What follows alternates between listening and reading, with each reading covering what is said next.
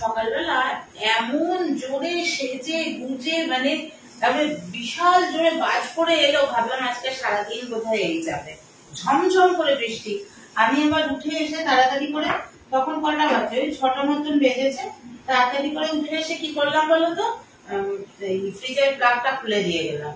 শোনো এখন দেখো রোদ্দুর উঠে গেছে, তবে হয়তো চলবে আজকে সারাদিন যা মনে হচ্ছে, যতটুকু মনে হচ্ছে তাতে মনে হচ্ছে সারাদিন আজকে চলবে। দেখা যাক কি হয়। আমরা তো এখন চা করে খাই, বাজে 8টা। আমি আজকে অফিস যাবো না, শরীরটাও ভালো লাগছে না, তাই জন্য অফিস যাবো না, দেরি করে করে। বাবার আজকে আদালত স্কুলে যায়নি, ওই অত জোরে বৃষ্টি নামলো বলে আদালত স্কুলে যায়নি, সেই জন্য চলো দেরি করে করে সব কিছু। চাটা এখন বসাই।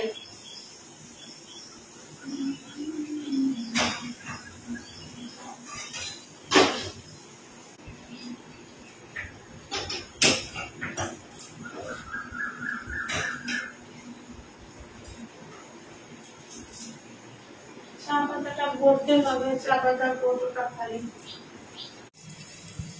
দেখো ডবল ডিমের অমলেট করে দুটো 4টে পিস করে নিয়েছি।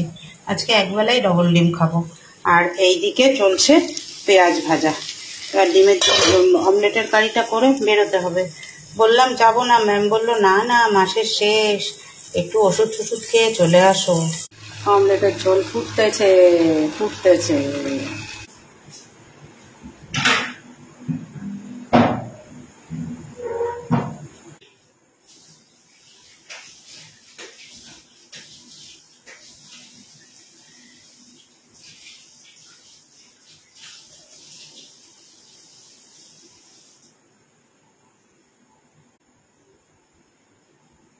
চলে এসছি। গুড ইভিনিং সবাইকে।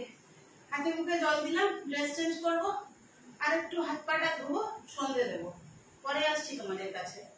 আজ রাতে একটা বিশেষ কিছু মেনু করার ইচ্ছে আছে। সন্ধে টন্ধে দিয়ে চলে এলাম, জামা কাপড়গুলো মেলা রয়েছে এগুলো গুছাতে। প্রত্যেকটা মধ্যবিত্ত বাড়িতে, মধ্যবিত্ত উচ্চবিত্ত সবার বাড়িতেই বোধহয়, যারা ড্রায়ারে শুকিয়ে নেয় তোমার ওয়াশিং মেশিনে, তাদের কথা আলাদা, তাদেরও একটুখানি মেলে দিতে হয়। কিন্তু আমাদের প্রত্যেক মধ্যবিত্ত বাড়িতেই মনে হয় এই বর্ষাকালে এরকম হয় ব্যালকনিতে, নয় ঘরের ভেতরে, নয় সিঁড়ির তলায়, এরকম মেলাই থাকে জামা কাপড়। এইগুলো সব শুকিয়ে গেছে, তবে এই গেঞ্জি ফেঞ্জিগুলো দেখছো, এগুলো কিন্তু মানে ধোয়া নয়, এগুলোই এসে অফিস থেকে এসে পল্লব দিয়ে দেয়। রেনকোটটাও দেওয়া রয়েছে, রেনকোটটাও শুকায়নি। পল্লব এলো, এখন আসার সময় নিয়ে এলো হচ্ছে গোবিন্দভোগ চাল, চিনি, টক দই আর কাশ্মীরি লঙ্কার গুঁড়ো। তো এখন আমি একটা 1 পট মিল বানাবো। একটু সলিড চিকেনের পিস রয়েছে, চলো কী কী দিয়ে বানাবো তোমাদের সাথে শেয়ার করি। চলো, এই দেখো পেঁয়াজগুলোকে এরকম বড় বড় করে কেটেছি, পাপড়িগুলো ছাড়িয়ে নিয়েছি। এইখানে চিকেনটাকে ছোট ছোট করে কেটে ভিনিগার মাখিয়ে রেখেছি। এইখানে নিয়েছি আলু, আর এর মধ্যে আছে মশলা, দেওয়ার সময় দেখাবো, টমেটো, আদা, কাঁচা লঙ্কা আর রসুন বাটা। চলো এবার রান্নাটা সেরে ফেলি। আমি কড়াইতে দিয়ে দিলাম হোয়াইট অয়েল, আর এর সাথে দিয়ে দেব একটা বাটারের কিউব। ওই যে ছোটো ছোটো কিউবের বাটারগুলো হয় না, ওই বাটারের কিউবগুলো এনে রাখি। একটা বাটারের কিউব দিয়ে বাটারটা মেল্ট হয়ে গেলে তারপরে এর মধ্যে আমি প্রথমে ফোড়নে দেব জিরে আর শুকনো লঙ্কা, তেজপাতা। জিরে, শুকনো লঙ্কা, তেজপাতাটা দিয়ে একটু ভাজা ভাজা হলে তারপরে আলুগুলো নুন হলুদ দিয়ে ভালো করে ভেজে নেব। বলেছিলাম না তোমাদের সাথে একটা খুশির খবর শেয়ার করব। আজকে একটা দারুণ খুশির খবর শেয়ার করব তোমাদের সাথে। অনেকেই হয়তো এটাকে খুশির খবর বলে মনে করবে না, সেটা তাদের মেন্টালিটি। আমাদের মনে হয়েছে এটা খুব খুশির খবর।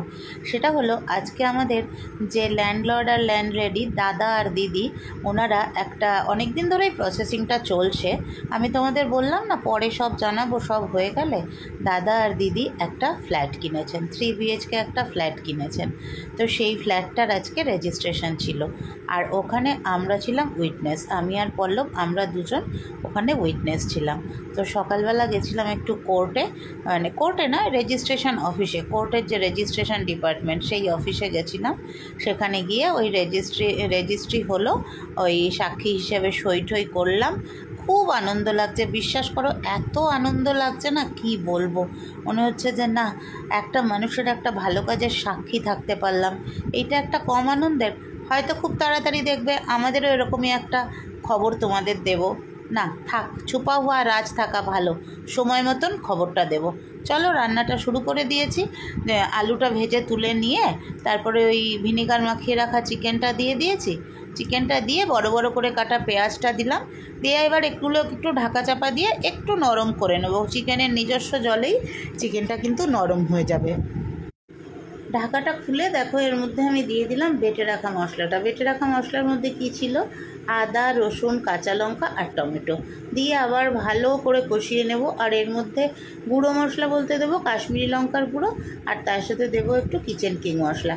কাশ্মীরি লঙ্কার গুঁড়োটা পল্লবকে বললাম, ও প্যাকেটটা এনেছে, এখন তো আর কাশ্মীরি লঙ্কার গুঁড়ো বেশি আনি না, ওকে বললাম প্যাকেটটা একটু কেটে দিতে। তো প্যাকেটটা কেটে দিতে গিয়ে আমার পিঠে একটা কাঁচির খোঁচা দিয়ে দিয়েছে। এত দুষ্টুমি করে না কি বলবো, শুধু মানে খুনসুটি আর খুনসুটি। তো যাই হোক, ভালো করে কষিয়ে নিয়ে তারপরে এর মধ্যে গোবিন্দভোগ চালটাকে আমি ধুয়ে রেখেছি, ওই ধুয়ে রাখা গোবিন্দভোগ চালটা দিয়ে ভালো করে নেড়ে চেড়ে নেব। নিয়ে তারপরে ওইদিকে দেখো সাইডে গরম জল বসানো আছে, এর মাঝে কিন্তু চা করে নিয়েছি, চাটা ওদিকে ওকে দিয়েছি, আমি বলছি তুমি বসো আমি আসছি। ও চাটা নিয়ে বসে আছে, আমি গোবিন্দভোগ চালটা এর মধ্যে দিয়ে একটু নেড়ে চেড়ে নেব, বেশ একটু ট্রান্সপারেন্ট হয়ে আসা অবধি। তারপরে এর মধ্যে ওই জলটা দিয়ে দেবো, জলটাও মেপে দেব, যেহেতু যে কাপ দিয়ে জল দিচ্ছি ওই কাপের মাপে আমি 2.5 কাপ চাল নিয়েছি, তাই 5 কাপ জল দেব। প্রথমে 4 কাপ দেবো, দিয়ে একটু নেড়েচেড়ে ঢাকা দিয়ে পরে আবার 1.5 কাপ জল দিয়ে দেবো। ব্যাস একদম পোলাওয়ের মতো রেডি হয়ে যাবে। আলুগুলোও এর মধ্যে মিশিয়ে দিলাম, দিয়ে ভালো করে একটুখানি ভাজা ভাজা করে নিতে হবে, তারপরে জলটা দিতে হবে। এটা রান্না করতে করতে হঠাৎ করেই একটা কথা মনে হলো, তখন আমি ওই পুরোদমে হোম ডেলিভারি করি, সেই প্রথম, তার আগে কোনোদিন আমি পোলাও বানাইনি। একটা অর্ডার পেয়েছিলাম ভাইফোঁটায়, 6 প্লেট পোলাও, 6 প্লেট মাটন আর চাটনি। খুব ভয়ে ভয়ে পোলাওটা বানিয়েছিলাম, কিন্তু এত সুন্দর হয়েছিল, খেয়েই তারা ফোন করেছিল যে দারুণ খেলাম। তো তারপর থেকে দেখছি প্রত্যেকেই বলে যে পোলাওটা তোমার হাতে কিন্তু দারুণ হয়। তো যাই হোক, আজকেও এটা পোলাওয়ের মতন করেই বানালাম, আশা করি খেতেও খুব ভালো হবে, খেয়ে তোমাদের ফিডব্যাক দিচ্ছি। 11:15 বাজে, আজকে 11:15টার সময় খাচ্ছি চা, ওইদিকে আরেকজনও খাচ্ছে। সত্যি তো চা খাওয়ার কোনো টাইম নেই, কিন্তু একা একা খেতে ভাল লাগে না, এটাই হচ্ছে ব্যাপার। শীতকাল নেই তো বর্ষাকাল আছে। কোনো দিকে তাকাচ্ছে না, খেয়েই যাচ্ছে।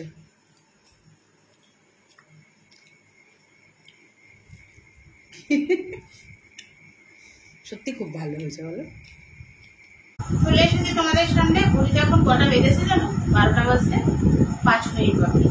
আজকে অনেক দেরি হয়ে গেল, কারণ পল্লব এলো তখন প্রায় 10টা 15 হবে, তখন রান্নাটা বসিয়ে চা খেলাম। ঘরে যেটুকু গোবিন্দভোগ চাল ছিল সেটুকু গোবিন্দভোগ চালে হতো না, একবারে দুবারেরটা করে রেখেছি, মানে কাল দুপুরবেলা ওটা দিয়েই চলে যাবে। তো ঘরে গোবিন্দভোগ চাল যেটা ছিল ওটা দিয়ে হতো না, সেই জন্য আর কি অপেক্ষা করছিলাম ও আসলে তারপর করবো। তো বললাম সত্যি ভীষণ ভালো খেয়েছে, তো ভীষণ ভালো হয়েছে, এত সুন্দর, আমি নিজেই ভাবতে পারিনি এত সুন্দর হবে। তো এর ক্রেডিটটা বেশিরভাগটা আমি শেলিকে দেবো, কেননা আমি যখন শেলির সঙ্গে কথা বলছিলাম তখন শেলিকে বললাম যে আমার কিছুটা সলিড পিস রয়েছে, কি করবো ভেবে পাচ্ছি না। ও তখন বললো যে 1 পট মিল করো। তা আমি 1 পট মিল টাইপেরই করলাম, বা বলতে পারো চিকেন পোলাও এই টাইপের করে নিলাম, কিন্তু খেতে জাস্ট অসাম হয়েছে। হয়তো বাটারটা দিয়েছি বলে সেই জন্য, জানি না কেন হয়েছে, খেতে খুব সুন্দর হয়েছে। আর চিকেনগুলো ছোট ছোট পিস করে দিয়েছি, তো একদম দারুণ হয়েছে চিকেনটা। তো যাই হোক, খাওয়া দাওয়া হলো, সব কাজকর্ম সেরে এখন এলাম। আমার এক বন্ধু, আমার পরিবারের এক বন্ধু একটা কমেন্ট করেছে, সেই কমেন্টটা একটু তোমাদের সাথে শেয়ার করি। যিনি কমেন্টটা করেছেন তিনি রিকোয়েস্ট করেছেন যেন তার কমেন্টটা একটুখানি আমি মানে পড়ি আর কি। তো যেটা লিখেছেন উনি, আগে সেটা পড়ি তারপরে কথা বলবো। লিখেছে, জানো অনুপমা, আমি রিসেন্টলি 2 মান্থ হলো একটা চ্যানেল খুলেছি। তো সবাই যেমন করে আমিও আমার কিছু কাছের ফ্রেন্ডসদের রিকোয়েস্ট করেছিলাম সাবস্ক্রাইব করে পাশে থাকতে। তো আমি অন্যের ভিডিও দেখি, হয়তো কমেন্টও করি না, আর নেগেটিভ কমেন্ট তো অনেক দূর। আমি অন্যের ভিডিও দেখি কিন্তু কমেন্ট করি না, আর নেগেটিভ কমেন্ট তো অনেক। তো এফবিও আমি কয়েকজনকে ফলো করি। সেই রকমই একটি ছেলে আমার সন্তান তুল্য, তাকেও আমি রিকোয়েস্ট করেছিলাম তো সাবস্ক্রাইব মাই চ্যানেল। সেই তো অনেকেই করে, নাই বা বললো রিকোয়েস্ট রক্ষা, বাট ওই ছেলেটি কমেন্ট করেছে আমার খেয়ে দিয়ে কাজ নেই, আপনার ওই চ্যানেল সাবস্ক্রাইব করতে যাব। আমার খুব কষ্ট হয়েছে, চোখ দিয়ে জলও গড়িয়েছে। আমি অনেকবার আমার ব্লগগুলোতে বলেছি আমার সেরিব্রাল হয়েছিল, তাই আমি তো খুব একটা সুস্থ নয়। তো আমি বসে বসে আমার জীবনের কিছু কথা, সত্যি ঘটনা বলি। আমি আমার মতো করে চেষ্টা করি। খুব মনটা খারাপ, আমি এতই অযোগ্য মনে হলো জানাতে, তাই জানালাম। আমি আর কাউকে রিকোয়েস্ট করবো না। তুমি আর পল্লববাবু ভালো থেকো, পারলে দুজনেই আমার এই দুঃখের কথাগুলো করো। তো বললাম বন্ধু, তোমার দুঃখের কথা আমি আমার পরিবারকে জানালাম, কিন্তু আমার তরফ থেকে আমি তোমাকে যে উত্তরটা দেব সেটা ওখানে লিখিনি। এখন বলছি, দুঃখ পেও না, দুঃখ পেও না। যে তোমাকে বলেছে তাকে তুমি চেনো না, তাকে তুমি জানো না। তুমি যদি তার কথায় দুঃখ পাও তাহলে তুমি জীবনে কিছুই করতে পারবে না। হয়তো এই কথাটা তোমার জ্ঞান বলে মনে হবে। আমি তোমাকে একদম নিজের বন্ধু হিসেবে বলো, নিজের কাছের মানুষ হিসেবে বলো বলছি, তুমি সোশ্যাল মিডিয়ায় এসেছো, তুমি যেটা করে আনন্দ পাও, শুধু নিজের খুশির জন্য, নিজের আনন্দের জন্য তুমি করছো ভিডিওগুলো। তোমার যেমন ভালো লাগছে তুমি তেমন করো। শুধু একটা রিকোয়েস্ট করবো, কাউকে সাবস্ক্রাইব করার জন্য রিকোয়েস্ট করবে না। কারণ সাবস্ক্রাইব করার জন্য তুমি যাদেরকে রিকোয়েস্ট করবে তারা হয়তো তোমার কথাটা ফেলতে পারবে না। 50 জনের মধ্যে 10 জন তোমাকে সাবস্ক্রাইব করবে, কিন্তু তারা কিন্তু তোমার ভিডিও দেখবে। কাজেই এমন সাবস্ক্রাইবারের দরকার নেই। তুমি তোমার কন্টেন্টের জোরে নিজের থেকে যে সাবস্ক্রাইবার গুলো পাবে সেটাই হচ্ছে তোমার জোরে। তোমার মনের আনন্দে, তোমার মনের খুশিতে, তোমার যেটা ভালো লাগছে সেটা করো। এত কষ্টে এত অল্পতে কষ্ট পেও না, দুঃখ পেও না। আমার মতন দেখো আমি কত শক্ত, কত লোক কে কি বলছে না বলছে আমার বয়েই গেল। আমার জীবনটা আমার মতন, আমি আমার মতন চালাই, কারোর কোনো ক্ষতি না করলেই হলো। তুমি তো কারোর কোনো ক্ষতি করছো না, তুমি তোমার মতন তোমার মতো করে তুমি তোমারটা চালাচ্ছ। তুমি সেইভাবেই তোমারটা চালাতে থাকো। আর চোখের জল কাদের জন্য নষ্ট করছো? এরা তোমার কে? এদেরকে তুমি চেনোও না, জানোও না, এদের জন্য চোখের জল কেন ফেলবে? তোমার চোখের জল কি এতই মূল্যহীন যে এদের জন্য তুমি চোখের জল ফেলছো? আর বলছো আমি কি এতই অযোগ্য? তোমার যোগ্যতা বিচার করার ক্ষমতা কার আছে? তোমার যোগ্যতা বিচার করার ক্ষমতা তাদের থাকলে তবেই না তোমার যোগ্যতা তারা বিচার করবে, তাই না? আমি বলবো নিজের মতো করে এগিয়ে চলো। তোমার মন যাতে খুশি থাকে, তুমি একটা অসুস্থতা থেকে সেরে উঠেছো, তোমার মন যাতে খুশি থাকে তুমি সেটাই করো। এদের কথায় কষ্ট পেও, কেমন? ঠিক আছে বন্ধু, ভালো থেকো। আর এইভাবে নিজের মতো নিজের কাজ চালিয়ে যাও। আর আমিও এইভাবেই আমার মতো আমার কাজটা চালিয়ে যাই। চলো আজকের মতো টাটা, বাই বাই, গুড